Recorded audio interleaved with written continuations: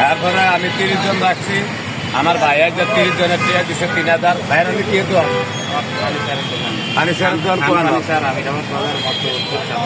ও এই আঙ্গ দেশ ওই মতলব সানপুরে এই আপনি পানি স্যার দোয়ান আল্লাহ বাঁচাইলে ভাই আপনি আমরা 4-5টা গেঞ্জি এনে দিবেন। আমরা এনে ভোলা ভাই আছে, আমরাও আছি। 4-5টা গেঞ্জি এনে দিলে আমরা 4 দিন হেরিংয়ে দিয়ে ডিউটি করবো।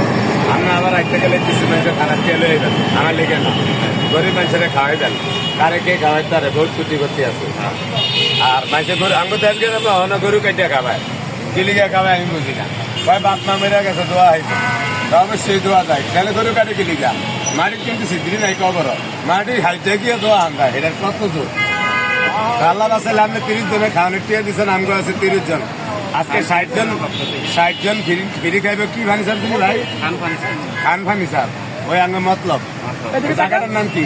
আমিরাবাদ বাজার মতলব উত্তর। আমিরাবাদ বাজার মতলব চাঁদপুর উত্তর।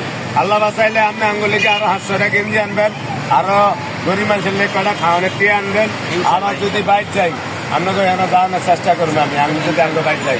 আল্লাহ বাসাইলে আমি ভাত খাইছেন নি? কই খাইছেন?